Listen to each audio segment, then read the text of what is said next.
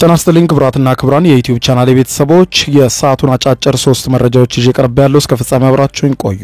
ሩሲያ ዓለምን ያንቀጠቅጣል ያለችውንና እስካሁን በምድር ላይ ታይቶ የማይታወቅ ይዘትም አሰራርም ያለው እንዲሁም አንድ ጊዜ ከተተኮሰ በኋላ አንሊሚትድ ሬንጅ ወይም ያልተገደበ ርቀት ጭምር መጓዝ የሚችል ግዙፍ ውስብስብ የኒውክሌር ሚሳኤል አውጥታለች። ይህንን በተመለከተም የምዕራቡ ዓለም መገናኛ ብዙሃን በፊት ለፊት ገጾቻቸው በሰፊው እየተነጋገሩበት ነው። በዝርዝር የምታደምጡት መረጃ ነው። በሌላ በኩል ክቡራን አድማጮች በጎረቤት ሱዳን በቀጠለው ጦርነት የሱዳኑ ፈጥኖ ደራሽ ኃይል በርስ ጦርነቱ ትልቅ ለውጥ ያመጣል የተባለ ከተማን መቆጣጠሩን አስታውቋል። የምታደምጡት ይሆናል። በሌላ በኩል የዩኬ ፖለቲከኞችን ጭምር ያወዛገበው በዩናይትድ ኪንግደም በቁጥጥር ስር ውሎ በፍርድ ቤት የተፈረደበት ኢትዮጵያዊ ስደተኛ በዚህ ሳምንት ከሀገር እንደሚባረር ተገልጿል። ጉዳዩን በተመለከተ በሰፊ የምታደምጡት መረጃ ይኖራል። እስከ ፍጻሜ ቆዩ። ዝርዝሩን አድምጡ ግብዣዬ ነው። ወደ መረጃዎቹ አለፍኩ። አብረን እንከታተለው። በቀድሚያም ከሩሲያ የተሰማው ዜና የበርካታ የዓለምን ሕዝብ እያነጋገረ ነው። ሩሲያ በኒውክሌር ኃይል የሚንቀሳቀስና እስካሁን በዓለም ዙሪያ ታይቶ በማይታወቅ ሁኔታ ገደብ በሌለው ሁኔታ መብረር የሚችል እጅግ ግዙፍ አውዳሚ ሚሳኤልን ይፋ አደረገች።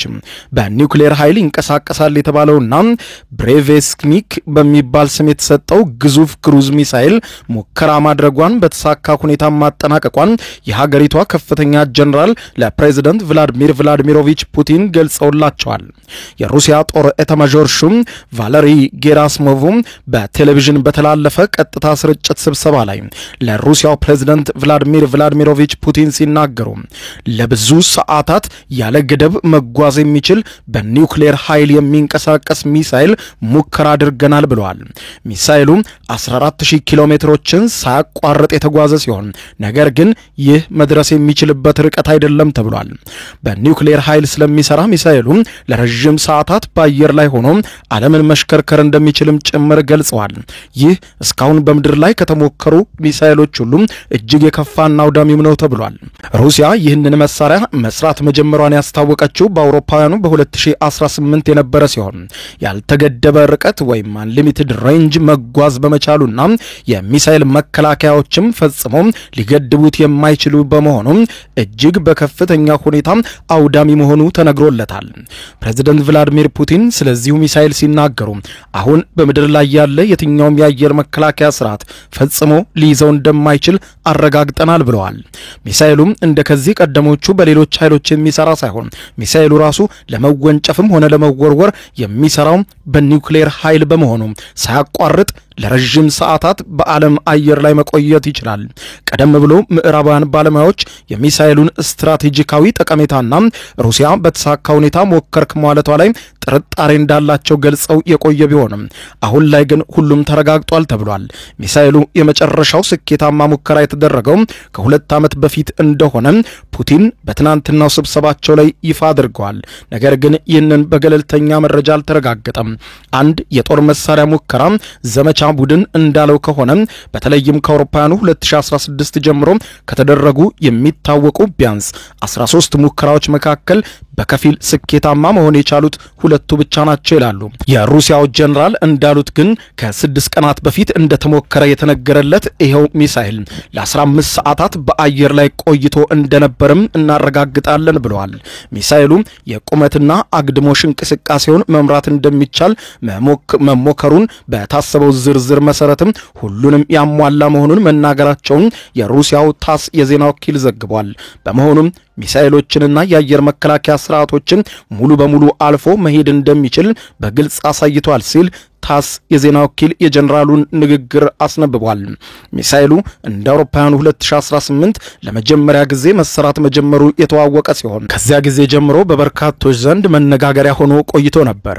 የአሜሪካ አየር ኃይል የሆነው ብሔራዊ የአየርና የውሃ ደህንነት ማዕከል ከዚህ ቀደም በ2021 ባወጣው ሪፖርት ኒውክሌር ኃይል ያለው ክሩዝ ሚሳኤል አህጉር አቋራጭ ርቀት የመጓዝ አቅም ያለውና የኒውክሌር ኃይል ያለው መሳሪያው ሩሲያን ልዩ መሳሪያ እንድትጠቀም ያደርጋል ሲሉ ድምዳሜ ላይ ደርሰው ነበር። ሆኖም ዓለም አቀፍ የስትራቴጂካዊ ጥናት ተቋም በያዘው ዓመት ሩሲያ መሳሪያውን ተጨባጭ ለማድረግ ወሳኝ ተግዳሮቶች እንደገጠሟት ገልጾ ነበር። ብዙ ሙከራዎች የከሸፉባት ሲሆን ብዙ ሞቶችን ያስከተለ አደጋ አስከትሎባት ነበር። የሆነ ሆኖ ከረጅም ሙከራና ርቀት በኋላ ይሄውና ሩሲያ መሳሪያውን በይፋ መታጠቋን አውጃለች። ብዙ ሙከራዎች የከሸፉ ቢሆንም የሆነ ሆኖ መሳሪያውን ታጥቀናል ብለዋል ፑቲን። በተቋሙ ሪፖርት የተጠቀሰው የሩሲያ ጦር ጆርናል ሚሳኤሉ ከ10 እስከ 20,000 ኪሎ ሜትር ድረስ እንደሚጓዝና ያለ ገደብ መብረር እንደሚችልም አመልክተዋል። የትኛውም የዓለም ክፍል ለማረፍ እንደሚያስችለው እንዲሁም በአሜሪካ አህጉር ያሉ ኢላማዎችም መምታት እንደሚችልም ገልጸዋል።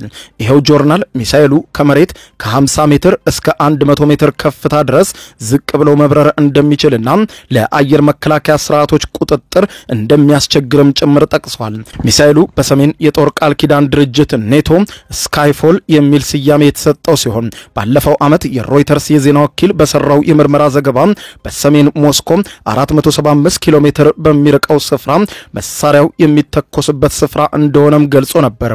ከነሐሴ 24 ጀምሮ ያሉ የሳተላይት ምስሎችን የተነተኑት ዲከር ለሮይተርስ የዜና ወኪል እንደተናገሩት በስፍራው በግንባታ ላይ ያሉ 9 ማስወንጨፊያ ማዕከሎች እንዳሉ ለይተን አይተናል ሲሉ ተናግረዋል።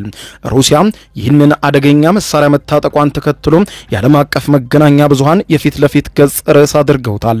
በሌላ ዜና በዩናይትድ ኪንግደም በጾታዊ ትንኮሳ ተይዞ ተፈርዶበት በኋላም ተለቆ መልሶ በቁጥጥር ስር የዋለው ኢትዮጵያዊ ስደተኛ በዚህ ሳምንት ከሀገር እንደሚባረር ዩናይትድ ኪንግደም አስታወቀች።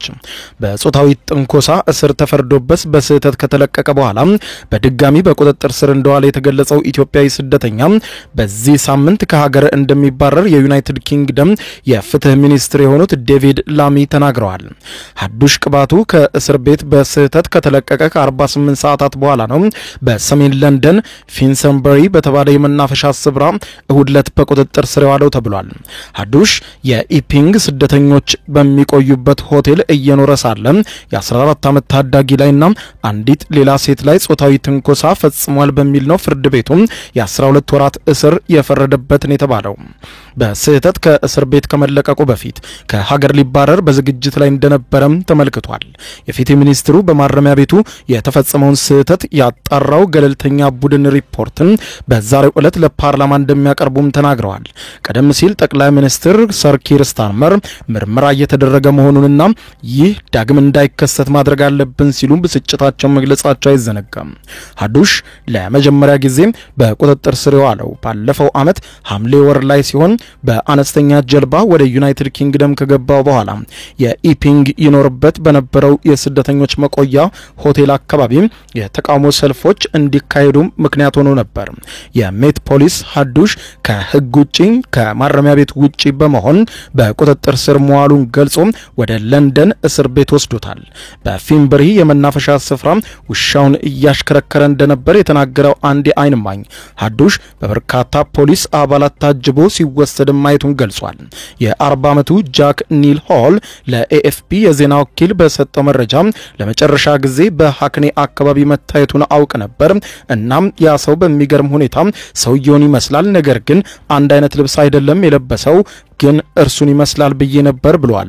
እጆቹ ላይ ካቴና ታስሮ ከመናፈሻው አካባቢ ሲወጣ አይቻለው። ለማምለጥ ምንም ሙከራ አላደረገም፣ በፈቃደኝነት ነው እጁን የሰጣቸው ብሏል። ሜት ፖስት እሁድ ዕለት ማንነቱን ያልገለጸው ሰው ሀዱሽን የሚመስል ሰው በፊኒክስ በሪ መናፈሻ አካባቢ በሚገኝ የአውቶቡስ ማቆሚያ ማየቱን በመግለጽ ጥቆማ እንደሰጠውም ተናግሯል። በጥቆማው መሰረት ወደ አካባቢው ፖሊሶች ከተላኩ ከ16 ደቂቃ በኋላ በቁጥጥር ስር አውለውታል። ሀዱሽ ቅባቱ በፖሊስ ቁጥጥር ስር በድጋሚ ከዋለ በኋላ ቀድሞ ለብሶት ከነበረው ከማረሚያ ቤቱ ልብስ የተለየ ለብሶ እንደነበረም ተመልክቷል። የኢሴክስ ፖሊስ ሀዱሽ ቅባቱ በስህተት መለቀቁን ያወቀው አርብ ዕለት ነበር። ፖሊስ ሀዱሽ በሚፈለግበት ወቅት እርሱ ወደ ምስራቅ ለንደን ባቡር ተሳፍሮ ሄዶ ነበር። ሀዱሽ ከዚያ በኋላ በኬንስፎርድ ከተማ የተለያዩ ሰዎችም በመቅረብ ድጋፍ ሲጠይቅ በዋና መንገዶች ላይ በሚገኙ ካሜራዎችም ታይቷል።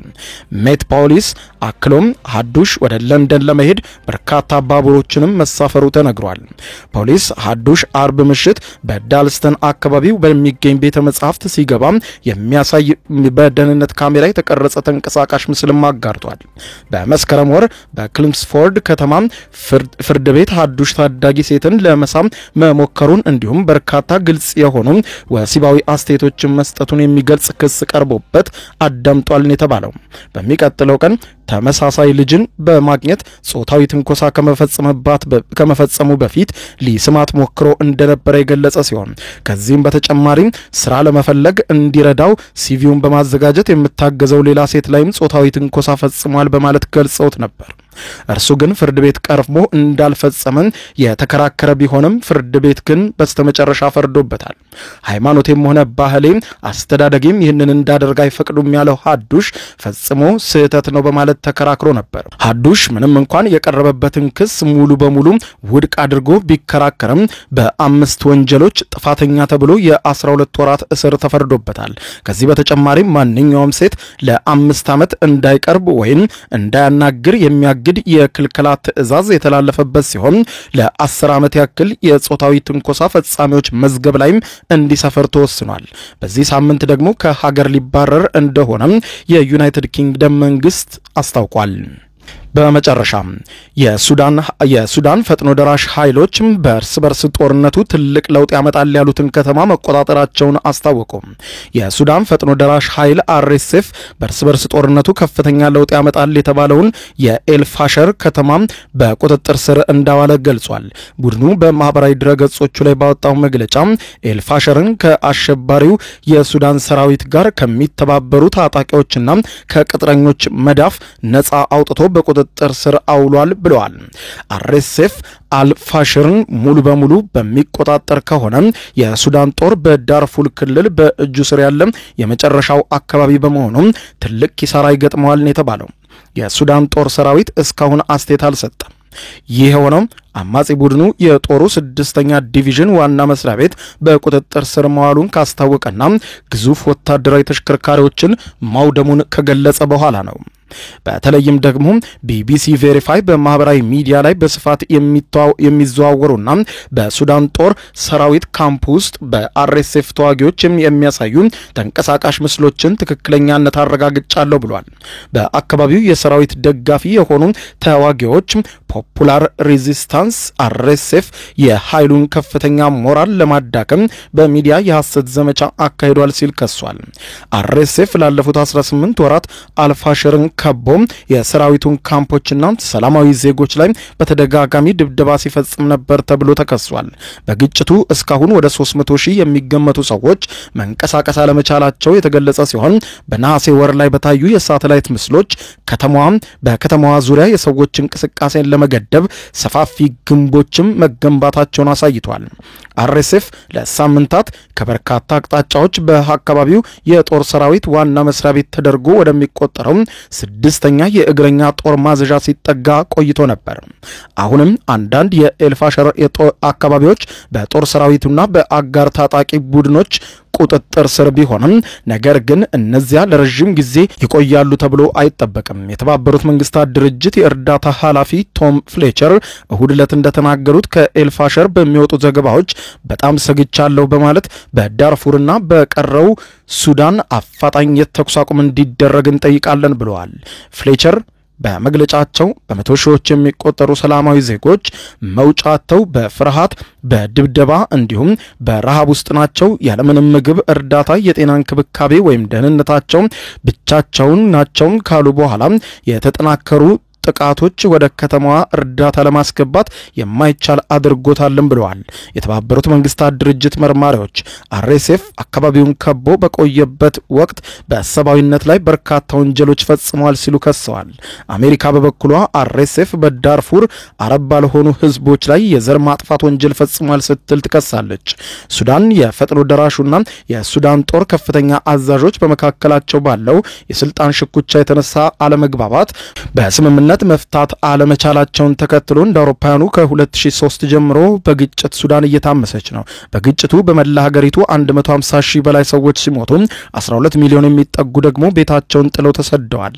ይህም በዓለም ላይ ከደረሱ የከፉ ሰብአዊ ቀውሶች መካከል ዋናው እንዲሆን አድርጎታል።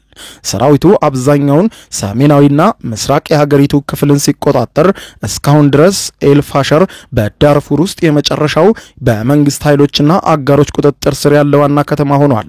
አርኤስኤፍ ከሞላ ጎደል ሁሉንም የዳርፉር አካባቢዎችና አብዛኛውን የአጎራባች ኮርዶፋን ክልል ይቆጣጠራል። ቀደም ሲል ቡድኑም አካባቢው ሙሉ በሙሉ ሲቆጣጠር በአልፋሸር ተቀናቃኝ መንግስት ለመመስረት ተስፋ እንደሚያደርግም ተናግሮ ነበር።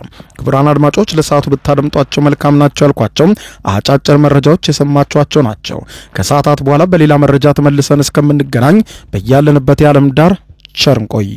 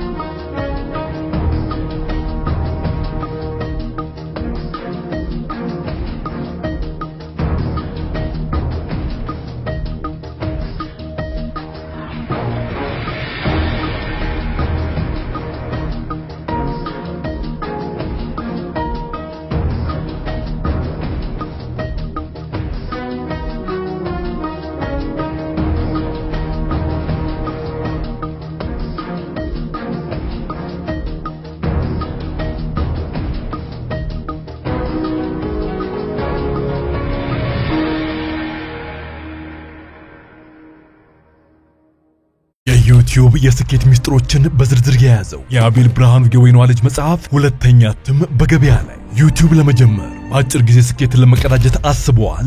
ዩቲዩብ ጀመር ስንት ብር አገኘሁም ብሎ አስበዋል? እንግዲያውስ በዩቲዩብ 2 የወርቅ 3 የብር ሽልማቶችን ያገኘው የአቤል ብርሃኑ የወይኗ ልጅ የዩቲዩብ ሚስጥሮች መጽሐፍ በዝርዝር ሁሉንም ያብራራሉታል። ዛሬውኑ ገዝተው ህልሞን እውን የሚያደርጉበትን የዩቲዩብ የስኬት መንገድ ይጀምሩ። በሀገር ቤት አከፋፋይ አዲስ አበባ ሜክሲኮ ኮሜርስ መጽሐፍት መደብር። በውጭ ሀገራት ለምትገኙ ከአማዞን ላይ ብታዙ በቀናት ውስጥ ደጁ ይደርሳል። የአማዞን ሊንኩን እዚህ ቪዲዮ ኮሜንት ላይ ያገኙታል። የዩቲዩብ ሚስጥሮች ዘመኑ ጋር ተፈላጊ መጽሐፍ።